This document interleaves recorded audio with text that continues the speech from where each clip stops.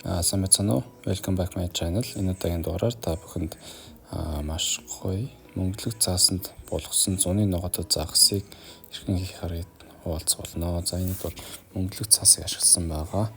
Юуны өмнө бол ногоонуудаа ичээ явчих. Ягаан сонгон нэг ингэж ирсэн. Тэгээ чинжүү 3 төрлийн өнгө. Улаан ногоон шар. За дээрэс нь бичлэг дээр орлог болгоч хашийг 1 см куб хэртэйгээр жижигхэн ирчээд оруулсан. Дээрэс нь жоохон саримс игээд загсан дээрээс бас саримс тавиулс гоё болно.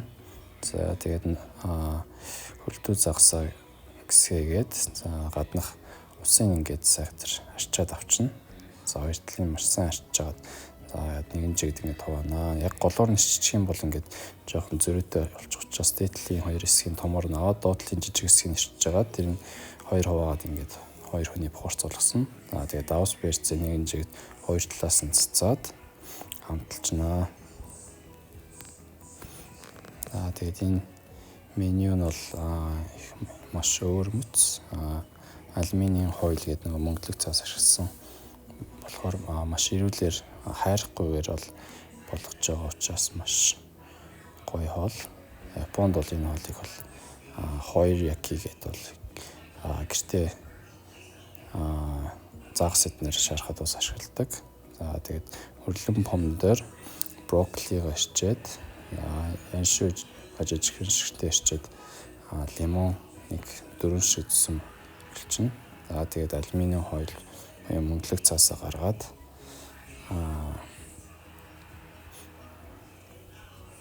тавьчихна. За үүн дээр бол голд нь бол загсаа тавьж агаад тойрлоод ногоонуудаа тойрлоод тавьчихна.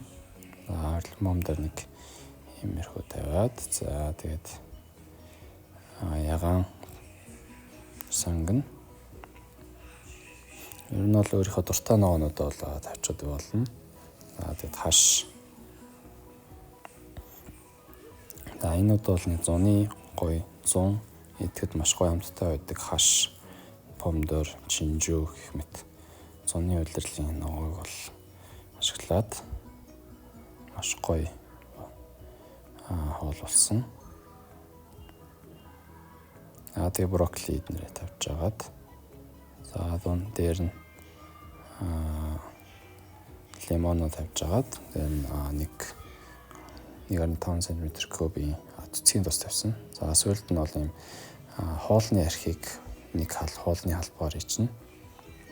Эсвэл цагаан вино ойсож бас гоё болдог. За тэгээд энийг буучихна. За нэгэн зүгээр ингээд өөрийнхөө дуртай аргаар бууч болно. Нэг хуйлаад бууцсан. Нөгөөх нь ингэж хоёр талаас нь ингэж хуйлж агаад за нөгөө талаас нь ч гэсэн ингэж хуйлаад ямар ч агаар урах боломжгүй гэхээр юу нь болгочвол их зүгээр.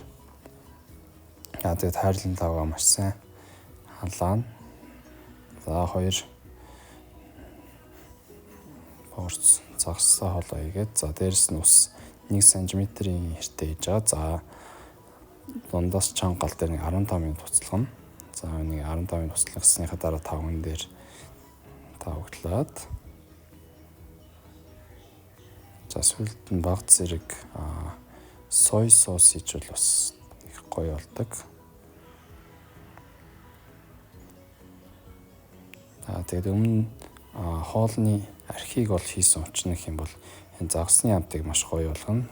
За мөн ийм загсны ямар нэгэн муухай амтыг бол гоё болгоод хоолнд бас акцент өгч өгдөг. За тэгээд хоол минь бэлэн боллоо.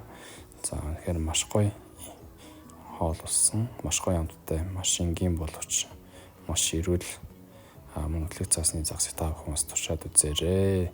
Таалагдсан бол лайк бутан мөн манай утсыг дагаарай. Баярлалаа баяртай.